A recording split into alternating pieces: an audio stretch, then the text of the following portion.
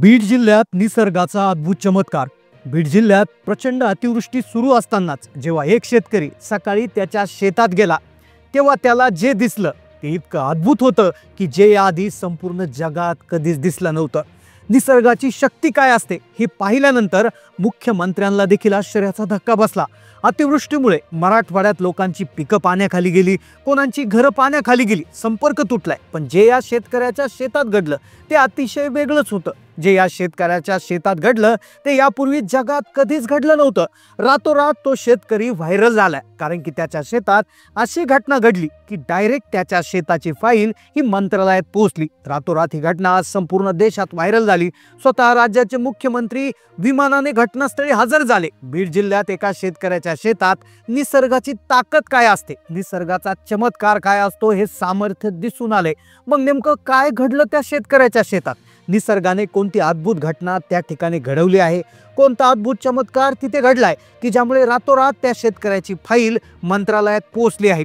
सगळे मंत्री त्या शेतकऱ्याच्या शेतात हजर झाले। शेतकऱ्याचं पावसामुळे नेमकं नुकसान होत आहे, पण या शेतकऱ्याच्या शेतात पावसामुळे वेगळा चमत्कार घडलाय की ज्यामुळे शेतकरी रातोरात व्हायरल झालाय। काय या प्रकरणाची इतकी चर्चा होत आहे, चला जाणून घेऊया संपूर्ण सविस्तर रिपोर्ट। संपूर्ण महाराष्ट्र नव्हे, संपूर्ण देशाला हादरा देणारी एक घटना बीड जिल्ह्यात घडली। एक घटना जी यापूर्वी कधी जगात घडली नव्हती, देशात सोडा जगाच्या इतिहासात कधी घडली नव्हती। ती एका शेतकऱ्याच्या शेतात घडली। तुमचा विश्वास बसणार नाही, पण महाराष्ट्राच्या बीड जिल्ह्यामध्ये एक असा अद्भुत चमत्कार पाहायला मिळाला जो पावसामुळे निसर्गाने दाखवलाय। एक असा भयानक विचित्र निसर्गाचा खेळ जो पाहण्यासाठी राज्यातले मंत्री हेलिकॉप्टरमधून दाखल झालेले आहेत। निसर्गाच्या शक्तीचा आणि या भयानक घटनेचा जो पडताळा आहे तो आपण व्हिडिओमध्ये घेतोय। गेले काही दिवस बीड जिल्ह्यामध्ये प्रचंड पाऊस सुरू आहे।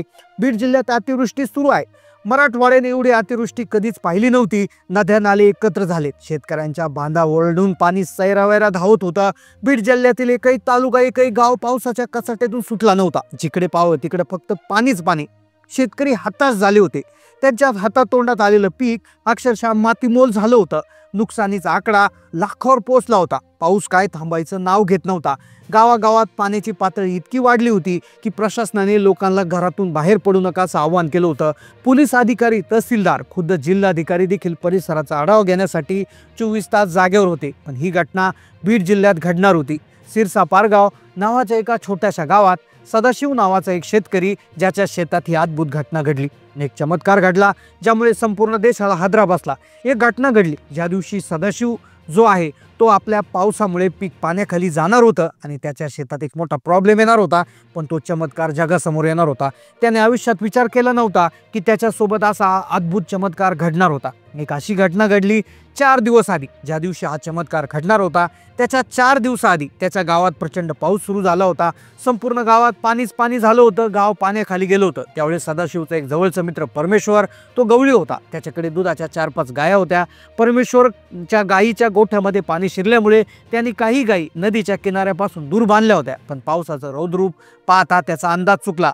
पहिल्या दिवशी सदाशिवचा मित्र परमेश्वर याच्या गायी नदीला प्रचंड आलेल्या पुरात वाहून गेल्यामुळे परमेश्वरने आरडाओरडा केला। लोक धावले, पण पाण्याची ताकद इतकी होती की कोणाची गाय वाचवण्याची त्या ठिकाणी हे झाली नाही। त्या गावात पहिल्या दिवशी इतका प्रचंड पाऊस आला की परमेश्वरच्या गायी वाहून गेल्या होत्या। सदाशिव जो आहे परमेश्वर सदाशिवचा खूप चांगला मित्र होता। पहिल्याच दिवशी परमेश्वरचं मोठं नुकसान झालं होतं, पण त्याला माहिती नव्हतं की येणाऱ्या 3 दिवसात त्याच्याही शेतात एक असा चमत्कार घडणार होता की रातोरात त्याची फाईल मंत्रालयात जाणार होती। आपल्या मित्राचं नुकसान झालं पाहून त्याला खूप वाईट वाटलं।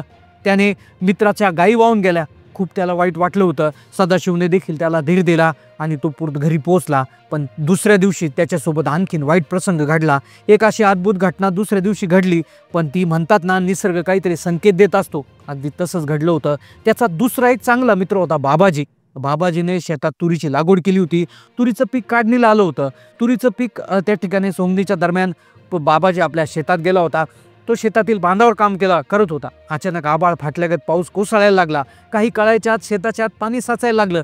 बाबाजीच्या डोक्यातून पाणी फिरलं. पाण्याची इतकी वेगानं पातळी वाढली की बाहेर निघायला जागाच नव्हती. बाबाजी शेतातच त्या ठिकाणी आरडाओरड करू लागला. बाबाजी हा सताजीवचा दुसरा मोठा मित्र होता, चांगला मित्र होता.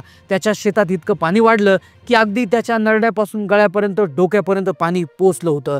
अगदी आकांत करत बाबाजी इकडे तिकडे पाहू लागला. कोणीच मदतीला नव्हतं. असं करून तो कडुलिंबाच्या झाडावर चढला. कडुलिंबावर चढून त्याने आश्रय घेण्याचा प्रयत्न केला. भर पावसात झाडाच्या फांद्यांवर तो लटकून बसला होता.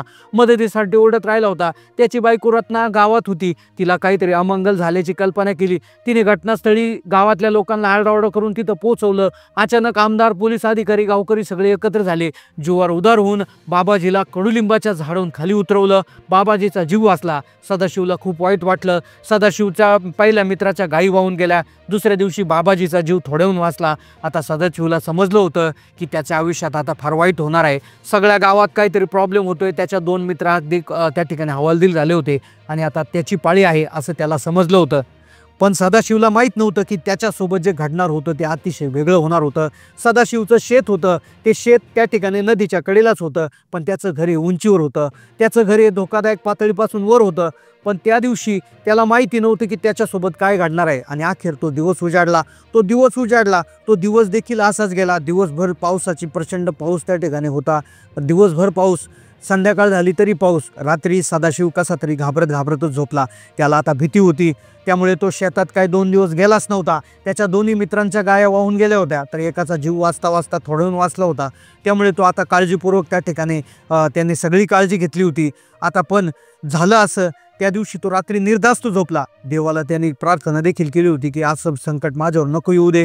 देवाला हात जोडली, पाऊस थांबवा अशी प्रार्थना त्यांनी केली. त्याला थोडी कल्पना नव्हती की त्याच्यासोबत सकाळी काय प्रकार घडणार होता. रात्री तो झोपला, पण सकाळी त्याच्यासोबत जे घडणार होतं त्याचा त्यांनी स्वप्नातही विचार केला नव्हता. रात्रभर पाऊस कोसळत राहिला.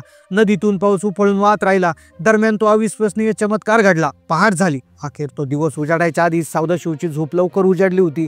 झोपेतून तो लवकर उठला होता. रात्री प्रचंड पाऊस झाला होता. त्याला एक अनामिक हुरहुर लागली होती. त्यांनी घाईघाईत अंथरूण सोडलं. तो शेत पाहण्यासाठी आपल्या शेताकडे धावला. तो शेतात पोहोचला आणि त्यावेळेस त्यांनी जे दृश्य पाहिलं ते पाहून त्याचं काळे चिरलं गेलं. त्याचे डोळे विस्फारले. त्याचा श्वास थांबला. त्याचा डोळ्यावर विश्वास बसत नव्हता, कारण की समोर जे चित्र होतं ते संपूर्ण जगात याआधी कधीच घडलं नव्हतं. जिथे कालपर्यंत कपाशीचं पीक होतं, 5, 6, 7 फूट उंचीवर डोलत असणारं कपाशीचं पीक होतं, त्याने जीवापाड मेहनत करून उभं केलं होतं. अक्षरशः त्याची जमीनच गायब झाली होती. होय, त्याची अर्धा एकर जमीन ही गायब झाली होती. देशाच्या नकाशातून, भूगोलातून त्या जमिनीचं अस्तित्व नाहीस झालं होतं. झालं असं, रात्री नदीला प्रचंड पूर आला. किनाऱ्याला खेटून त्याचं शेत असल्यामुळे नदीचा बंधारा फुटला होता आणि नदीने मार्ग बदलला, प्रवाह बदलला. नदीची वाट चेंज झाली आणि नदीचं राक्षसी वेगानं आलेलं पाणी सदाशिवच्या शेतात घुसलं आणि अक्षरशः 15 फूट त्याची माती घेऊन ते पाणी पुढे गेलं होतं. अक्षरशः जिथे त्याचं शेत होतं तिथे फक्त आता खड्डा दिसत होता. एक मोठी दरी दिसत होती. अक्षरशः हा प्रकार पाहून गावातले सर्व लोक घाबरले होते. देशाच्या इतिहासात असं पहिल्यांदाच घडलं होतं की डायरेक्ट शेतच गायब झालं होतं. नकाशातून शेत गायब झालं होतं आणि ही परिस्थिती आता हाताच्या बाहेर गेली होती असं त्या गावातल्याला वाटायला लागलं होतं. सर्वांच्या घरात पाणी घुसल्यामुळे सरकारने त्यांना हलवायला त्या ठिकाणी सुरुवात केली होती. तर हीच घटना पेपरात जेव्हा छापून आली तर संपूर्ण महाराष्ट्रामध्ये आश्चर्याचं वातावरण निर्माण झालं होतं. तर हीच ती घटना होती. हाच तो चमत्कार होता जो निसर्गाचा होता.